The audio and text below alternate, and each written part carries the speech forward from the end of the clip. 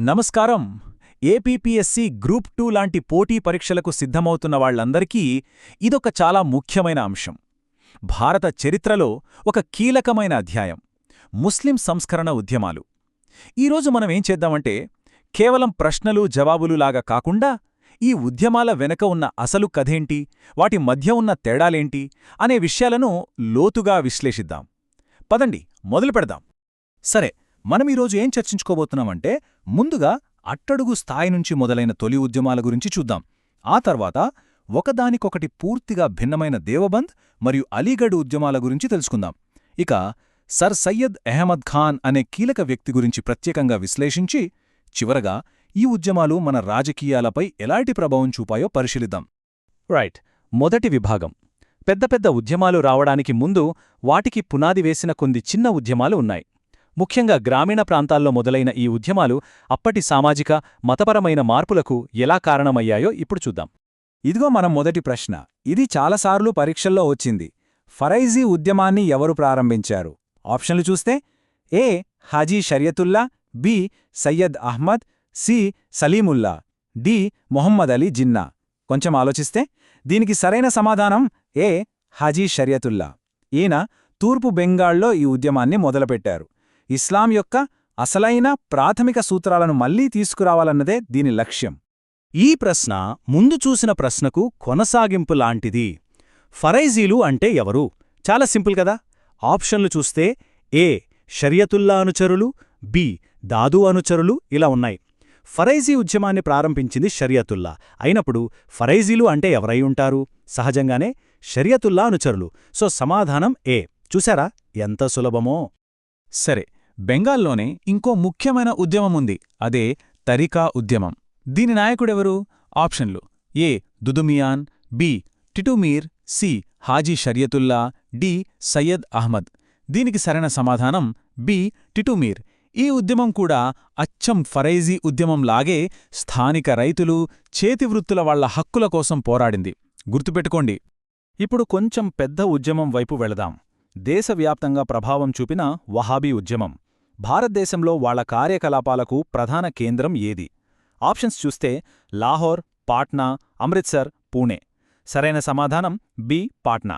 ఎందుకంటే పాట్నా దేశం మధ్యలో ఉండటంతో అక్కడి నుంచే వాళ్ల కార్యకలాపాలు, నిధులు, ప్రచారం అన్ని ప్రాంతాలకు సులువుగా విస్తరించాయి. సరే, ఇప్పుడు మనం అసలు కథలోకొస్తున్నాం. ఆధునిక భారత ముస్లిం ఆలోచన విధానాన్ని పూర్తిగా మార్చేసిన రెండు అతిపెద్ద, ఇంకా చెప్పాలంటే ఒకదానికొకటి పూర్తి వ్యతిరేకమైన ఉద్యమాల గురించి ఇప్పుడు తెలుసుకుందాం. ఒకటి సంప్రదాయం వైపు నడిస్తే, మరొకటి ఆధునికత, పాశ్చాత్య విద్యవైపు నడిచింది. దేవబంద్ ఉద్యమం ఎప్పుడు మొదలైంది?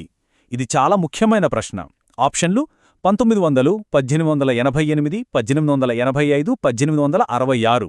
సరైన సమాధానం డి. 1866.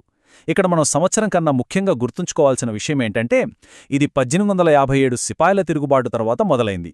బ్రిటిష్ పాలనలో ముస్లిం సమాజం యొక్క మతపరమైన గుర్తింపును కాపాడాలనే లక్ష్యంతో దీన్ని స్థాపించారు. ఈ ప్రశ్న దేవబంద్ ఉద్యమానికి గుండెకాయ లాంటి దార్ ఉల్ ఉలూం అనే విద్యా సంస్థ గురించి. దీన్ని ఎవరు స్థాపించారు? నిజానికి దీని ప్రధాన వ్యవస్థాపకులు ముహమ్మద్ ఖాసిం నానోత్వీ, రషీద్ అహ్మద్ గంగోహీ. కాని వాళ్ల పేర్లిక్కడ ఆప్షన్స్లో లేవు. మరి ఇచ్చిన వాటిలో ఎవరు? బి.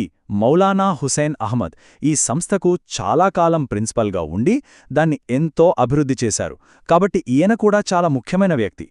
ఇప్పుడు దేవబంద్కు పూర్తి ఆపోజిట్ ఉద్యమం అలీగఢ్ ఉద్యమం. దీన్ని ఎవరు ప్రారంభించారు? A. Sir Syed Ahmad Khan, B. Mohammad Ali Jinnah, C. Abul Kalam Azad, D. Theodore Beck. ఇందులో ఏమాత్రం సందేహం లేదు. దీని స్థాపకుడు ఏ. సర్ సయ్యద్ అహ్మద్ ఖాన్. ఆధునిక పాశ్చాత్య విద్య ద్వారానే ముస్లింల అభివృద్ధి సాధ్యమని ఆయన గట్టిగా నమ్మారు. సర్ సయ్యద్ అహ్మద్ ఖాన్ ఎంత ముఖ్యమైన వ్యక్తి అంటే, ఆయన గురించి మనం ఒక ప్రత్యేక విభాగంలోనే చర్చించుకోవాలి. ఎందుకంటే ఆయన ఆలోచనలను, ఆయన చేసిన పనిని అర్థం చేసుకుంటేనే ఆ కాలంలోని పరిస్థితులు మనకు స్పష్టంగా అర్థమవుతాయి. ఈ ప్రశ్న సర్ సయ్యద్ టీంపై మనకున్న అవగాహనను టెస్ట్ చేస్తుంది. అలీగఢ్ ఉద్యమంతో సంబంధం లేని వ్యక్తి ఎవరు?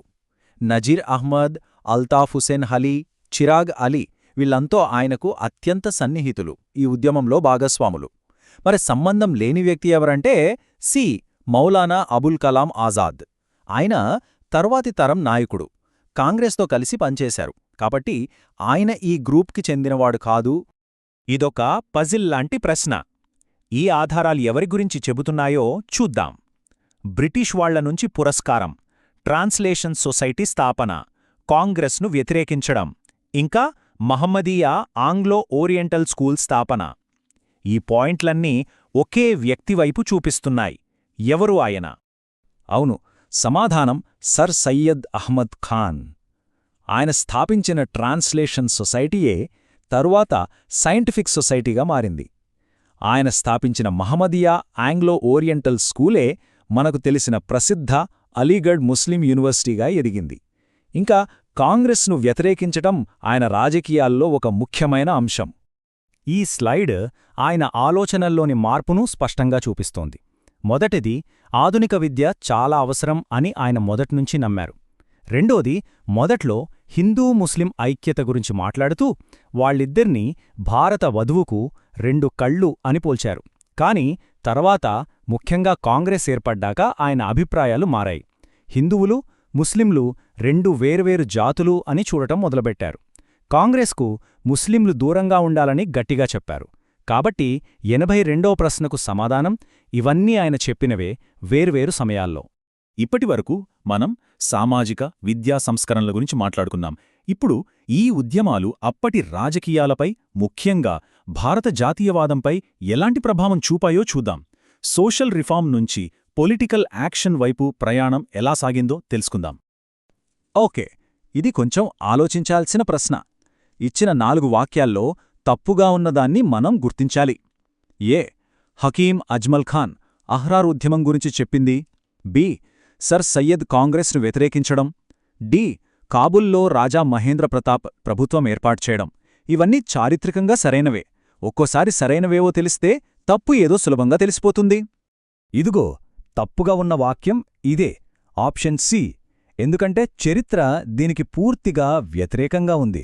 1906లో ఏర్పడిన ముస్లిం లీగ్ నిజానికి 1905 నాటి బెంగాల్ విభజనను వ్యతిరేకించలేదు, బలంగా సమర్థించింది.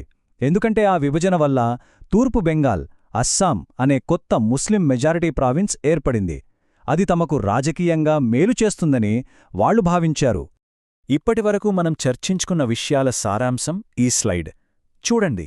ఒకవైపు దేవబంద్ ఉద్యమం, ఇది సాంప్రదాయవాది, బ్రిటిష్ వ్యతిరేకి, పూర్తిగా మత విద్యపై దృష్టిపెట్టింది. మరోవైపు అలీగఢ్ ఉద్యమం, ఇది ఆధునికవాది, బ్రిటిష్ వారితో సత్సంబంధాలు కోరుకుంది, పాశ్చాత్య లౌకిక విద్యపై దృష్టిపెట్టింది. లక్ష్యమొకటే, సమాజ అభివృద్ధి, కాని మార్గాలు మాత్రం పూర్తి భిన్నం. చివరగా ఈ ఆలోచనతో ముగిద్దాం. సంప్రదాయం గొప్పదా, ఆధునికత గొప్పదా? మన గుర్తింపు మతమా లేక ప్రాంతమా? ఇలాంటి 19వ శతాబ్దపు చర్చలు నేటికీ మన సమాజంలో, రాజకీయాల్లో ఇంకా వినిపిస్తూనే ఉన్నాయి కదా. ఆనాటి ఉద్యమాల ప్రభావం నేటికీ మనపై ఎలా ఉంది? ఇది మనం ఆలోచించాల్సిన చాలా ముఖ్యమైన ప్రశ్న. దీని గురించి ఆలోచించండి.